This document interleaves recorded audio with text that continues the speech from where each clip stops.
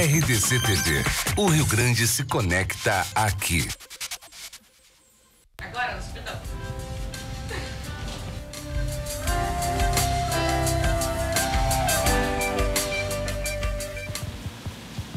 O convidado de nossas histórias hoje é o cardiologista Fernando Lucchesi, diretor também do Hospital São Francisco do Complexo Santa Casa.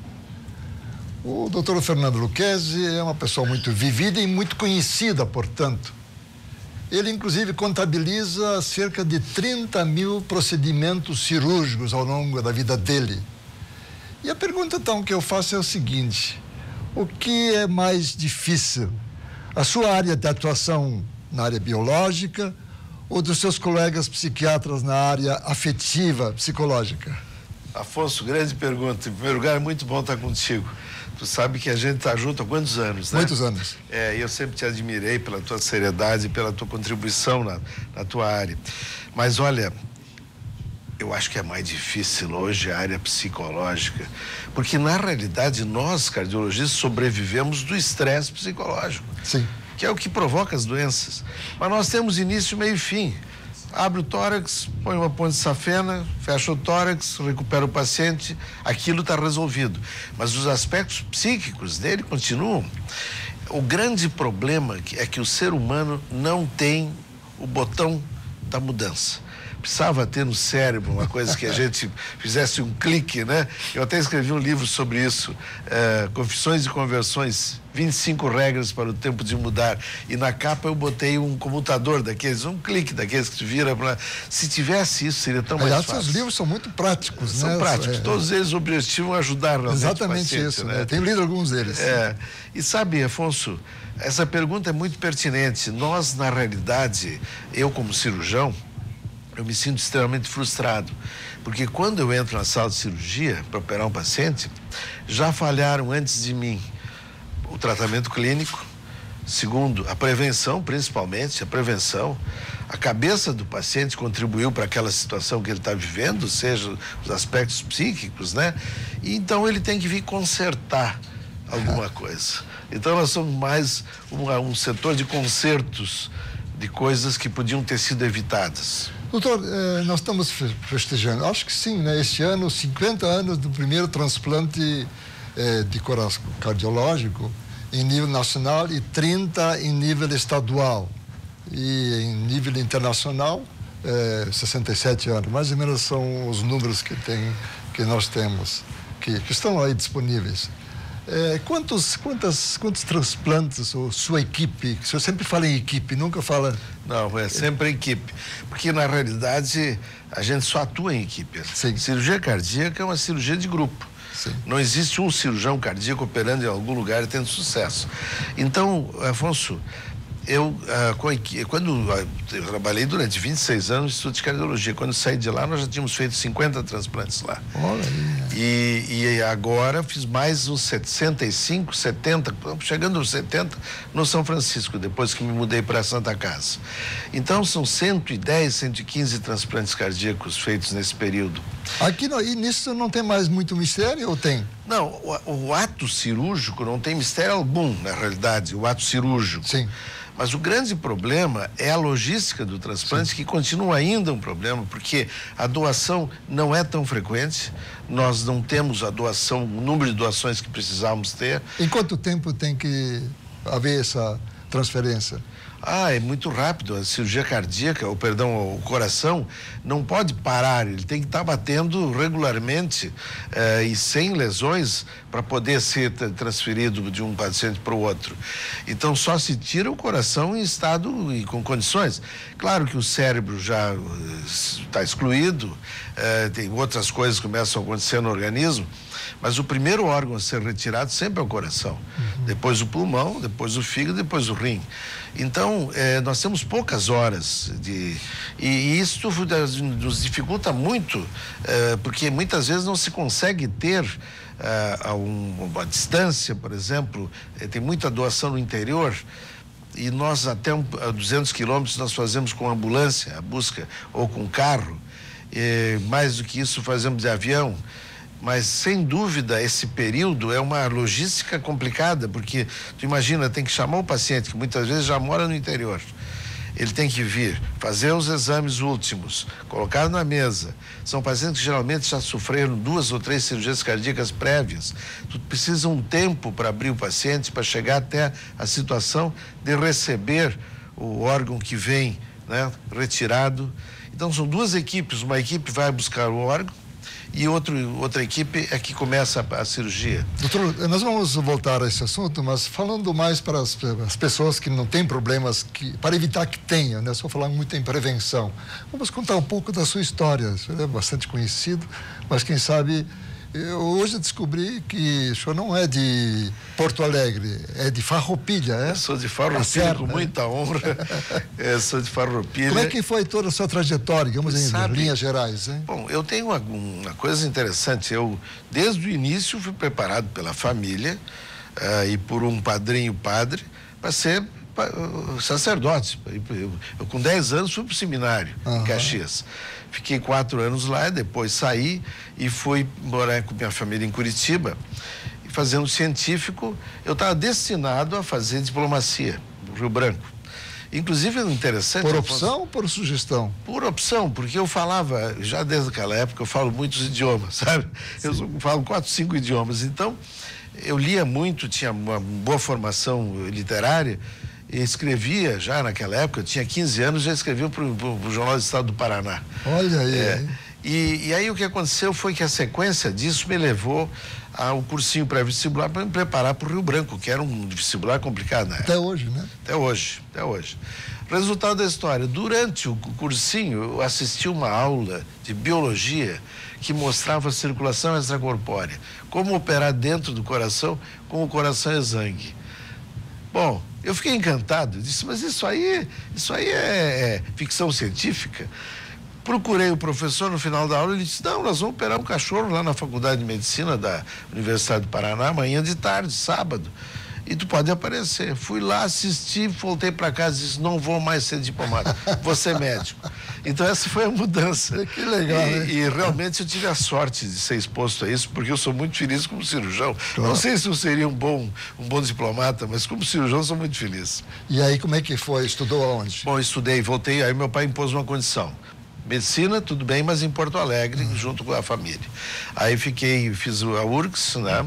Me formei em 1970, fui um dos primeiros residentes do Instituto de Cardiologia, o Instituto estava se formando. Foi direto, já na residência? Direto, né? Do dia, interessante porque naquela época eu trabalhei durante a Faculdade de Medicina toda no Instituto de Cardiologia como bolsista, e eu já entrava em cirurgia, etc. Tanto é que um mês depois de formado, eu fiz a minha primeira cirurgia cardíaca. Bom, isso cara precoce, hein? Isso hoje é impossível, naquela época era possível isso.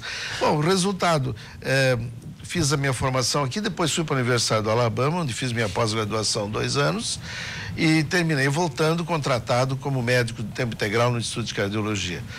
Fiquei lá 26 anos no Instituto de Cardiologia, terminei diretor do Instituto.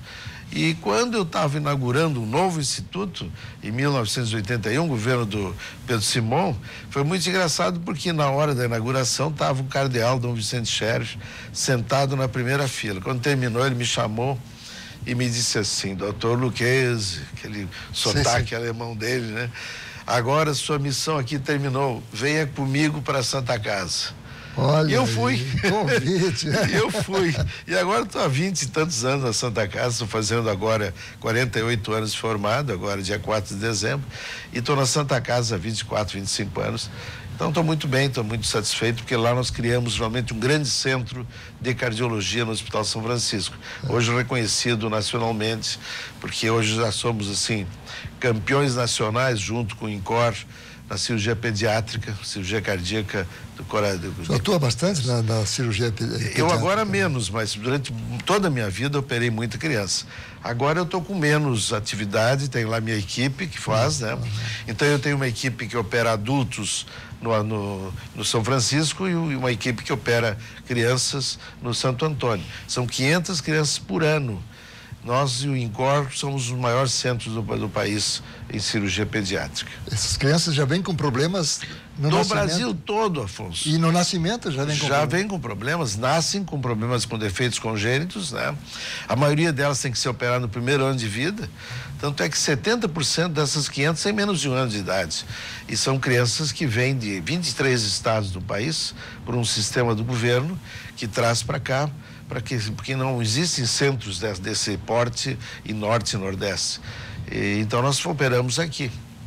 Bom, e a sua relação, digamos, internacional sempre foi muito forte, né? Muito forte, eu sempre convivi muito com o Cita alguns casos assim, mais importantes. Eu me formei né? na Universidade do Alabama, fiz a minha pós-graduação em cirurgia, e aí aconteceu uma coisa interessante. O meu chefe na Universidade do Alabama era um sujeito internacionalmente conhecido como o pai da cirurgia cardíaca. Foi um dos iniciadores da cirurgia cardíaca. E ele foi me levando e me apresentando por todos os grandes cirurgiões da época. Eu praticamente visitei todos os grandes centros de cirurgia cardíaca do mundo. E fiquei conhecido por causa disso, claro. Eu tenho viajado muito ainda. Agora menos, porque agora eu fiz 70 anos, tenho que me acalmar um pouco. Mas assim, Paris, Nova York, onde estivesse, sempre tem ali amigos meus que fazem cirurgia cardíaca e que me conhecem, que então me convidam para assistir cirurgia, para jantar fora, essa coisa toda. E cultivei sempre isso, em nome do Brasil também, trouxemos para cá muitíssimos cirurgiões cardíacos e cardiologistas do mundo todo que vieram ao Brasil e vieram a Porto Alegre. Conseguimos botar Porto Alegre no mapa da cirurgia cardíaca mundial, sem a menor dúvida. Nós vamos fazer um intervalo e na volta nós vamos falar um pouco para os que não têm problemas ainda do coração. Mas antes disso tem o recado da Unicred do Rio Grande do Sul, feita em forma de pergunta. Por que alguém precisa perder para o outro ganhar? A Unicred tem essa resposta. Chegou a hora de derrubar essa lógica e enxergar mais as pessoas por trás dos números. É por isso que a Unicred quer construir uma outra realidade, em que a cooperação exista sem o individualismo, a riqueza sem a miséria, o sonho sem a desilusão. Esse é o propósito, criar um mundo de prosperidade sem perdedores. Se você também acredita nisso, faça parte da Unicred e experimente a força de uma instituição financeira cooperativa, que trabalha para que todo mundo prospere e vença. Unicred, é assim que vamos transformar o futuro. Nossas histórias. Oferecimento Unicred. Por que alguém precisa perder quando todos podem ganhar? A Unicred tem esta resposta. Nós estamos conversando com o Dr. Fernando Lucchesi, cardiologista e diretor do Hospital São Francisco aqui de Porto Alegre. Antes de nós voltarmos ao assunto já anunciado, nós vamos ver algumas fotos, um pouco da história do Dr. Lucchesi. Essa foto é da minha equipe, eu dando aula para os residentes. Isso é o meu orgulho, os residentes, sabe? As pessoas que a gente formou. Tem gente por toda parte no Brasil, desde o Ceará até o Pernambuco, depois o Rio de Janeiro, Curitiba. Então, e o interior do estado todo. Isso dá muito orgulho para a gente. Vamos ver a outra foto? Essa foto de uma reunião. Aqui é uma cirurgia. Esse aparelho que está à direita foi uma doação que nós recebemos de uma empresa americana e ele se chama Artesigo. É um aparelho da Siemens, alemã, sim, que faz na mesma sala de cirurgia, faz angiografia, é o que nós chamamos de sala híbrida. É uma sala que faz todos os procedimentos na mesma sala. Então, quando, por exemplo, tu tem qualquer dúvida, está operando coronária e tem uma ponte que não funciona, tu injeta o contraste, tu vê ali se a ponta funciona. Faz na hora ou... Na hora. Tudo junto, na mesma sala. Essa sala é a única que existe no Rio Grande do Sul. Isso foi uma doação de uma empresa americana para nós. Sim, uma outra foto. Aqui eu estou inaugurando o Instituto Brugada, essa é a minha mais recente conquista. Está lá o nosso Dr. Thompson Flores, à direita, está vendo ali? Sim, sim. E à minha esquerda está o Dr. Brugada e o Dr. Calil, que é meu sócio nesse empreendimento. Sim. Na Santa Casa, nós fizemos um contrato com o Dr. Brugada. O Dr. Brugada é o número 1 de arritmias no mundo. reconhecidíssimo, reconhecidíssimo. E aí, numa conversa com ele, eu perguntei para ele, quanto é que custa teu nome? Eu quero comprar teu nome. E aí ele disse para mim, olha, mas para que tu quer meu nome? Para fazer um Instituto Brugado em Porto Alegre. Aí ele disse, bom, e vou te pagar royalty. Aí, se todo mundo só me dá medalha e diploma, tu vai me dar dinheiro, que coisa boa. E vou trabalhar com vocês. Já esteve uma vez, inauguramos o instituto, construímos dentro do São Francisco uma área só para arritmias, para tratamento por catéter de arritmias, e ele volta agora dia 25 de novo para mais uma jornada, e cada mês e meio, 2 meses ele está aqui conosco. Que legal. A outra foto? Opa, não tem mais fotos? Tem. Esse foi um momento importante da minha vida. Então aqui o presidente e o ex-presidente da Academia Sul-Grandense de Medicina. Eu estou recebendo o prêmio anual da Academia Sul-Grandense de Medicina. Aliás, eu acho que nós íamos gastar um tempo enorme aqui só dos prêmios, dos destaques. Eu tenho uma coisa cheia lá. Aqui, lançamento de um dos meus últimos livros. Que se chama qual é o título? Coração, Modo de Usar. Manual do Proprietário. Sim. Manual do Proprietário. Eu achei o título fantástico. Repete de novo. Coração, Modo de Usar. O Manual do Proprietário. Em seguida nós vamos falar sobre isso. E aqui, no ano passado, dia 4 de outubro, com o Papa, no dia de São Francisco, recebido pelo Papa. Que legal. E o Papa, quando eu disse para ele que eu era cirurgião cardíaco, ele imediatamente, então, preciso abençoar a sua mão. Ele está dando a benção à minha mão aqui. É interessante. Isso aí. E foi muito engraçado, porque meses depois, o secretário da CNBB, Dom Leonardo, sentiu mal, veio para cá e eu operei ele das coronárias. E o Papa perguntou para o presidente do CNBB, que é o cardeal de Brasília, mas onde é que ele vai ser operado? Em Porto Alegre? Tem cirurgião bom lá? Aí o cardeal respondeu, o cardeal muito brincalhão, olha, se é bom não sei, mas o senhor deu uma benção na mão dele faz uns 4 meses.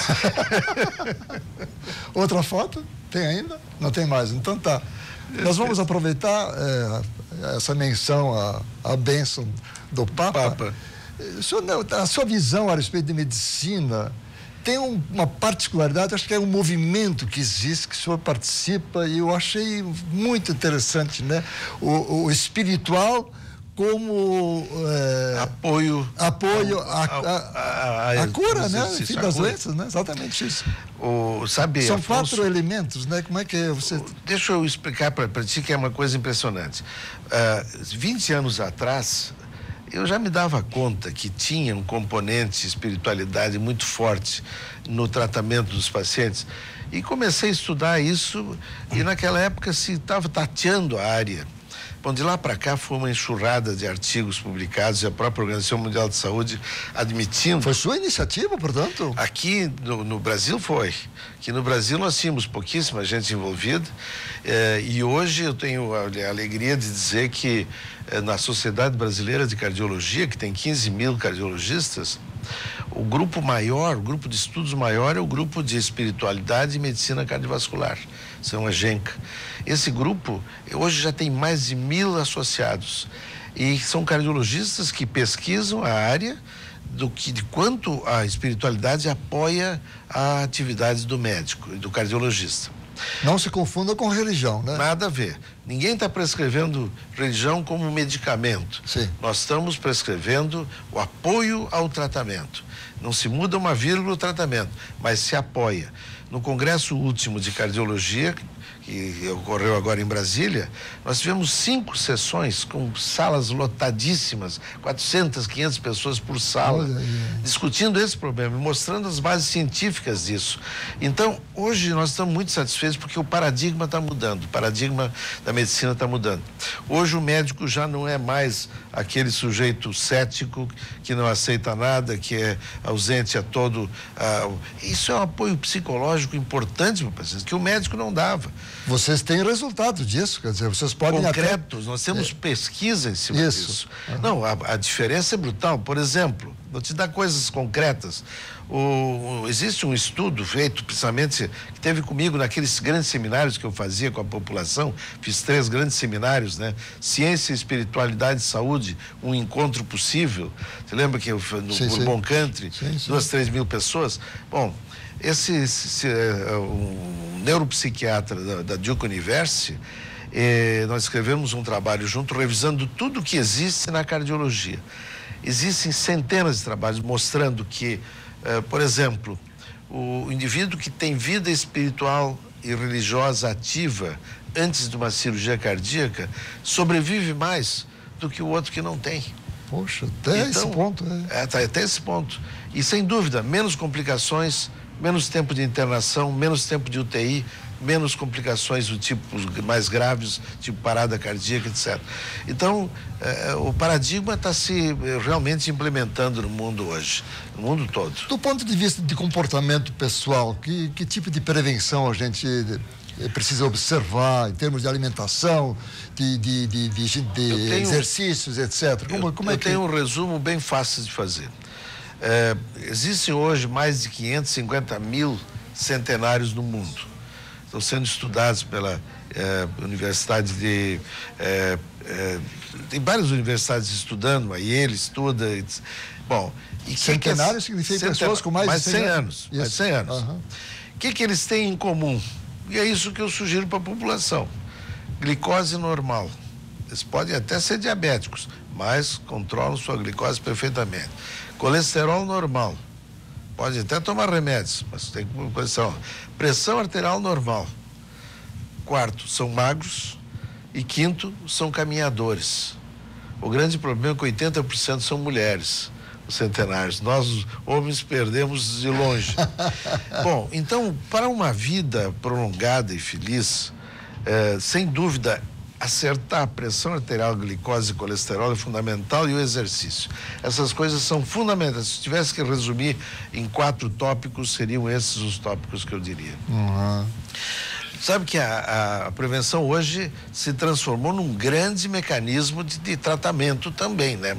Porque o sujeito sabe que ele tem que tomar remédio para o colesterol, ele sabe que tem que controlar sua pressão e tomar remédio para a pressão. Então, quer dizer, já desde cedo, o jovem, lá com 25, 30 anos, cuidado, não comece a engordar, porque depois a obesidade vem. Nós temos 30% de obesos no país, um pouco mais até, e de sobrepeso são em torno de 15% mais. Então é muita gente.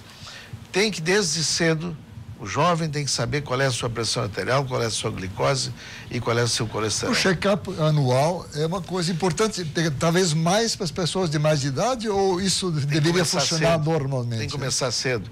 O jovem tem que saber essas coisas. Depois, aos 40 anos, todos têm que entrar num check-up anual. Aos 40 anos? 40 anos. Porque aí começam os grandes problemas. Um check-up que envolva não só coração, não só ver se a contração do coração é boa, o eletro com esforço para ver se é o resultado do exercício é bom para o coração, se não existem alterações, mas também coisas da próstata, principalmente homens. E que os homens morrem? De problemas prostáticos. Inclusive estamos num mês que se dedica a, digamos, um cuidado maior, atenção a isso, claro. Né? Nós homens morremos de câncer de próstata, de câncer de cólon, de câncer de pulmão. São os 3 cânceres principais. Os fumantes ainda acrescenta, além desses todos, câncer de bexiga. Bom, e morremos de quê? Infarto e de AVC. Aqui no Brasil, o AVC é mais frequente do que o infarto até, como causas de morte. Então, nós temos que agir fortemente nessas causas. E a prevenção, tanto do câncer, do infarto e do AVC, é a mesma. É o exercício, é a alimentação adequada, é a vida saudável, bom estilo de vida. O que é estilo de vida? Estilo de vida é uma vida pessoal organizada, vida financeira organizada, viver dentro do que se pode, é uma vida familiar organizada. Quando um membro da família adoece, todo mundo adoece junto. Mais do que isso, é uma profissão prazerosa.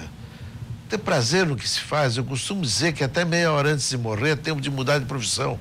A mesma vai ter meia hora feliz, né?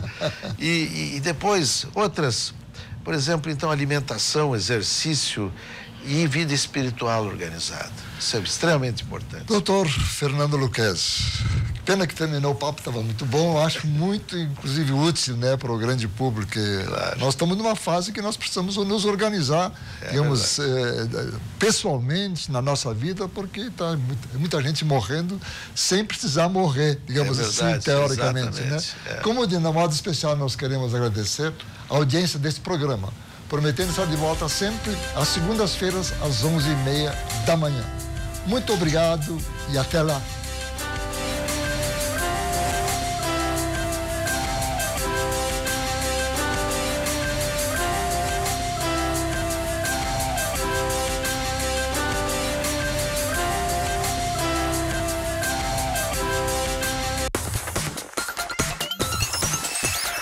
RDC TV. O Rio Grande se conecta aqui.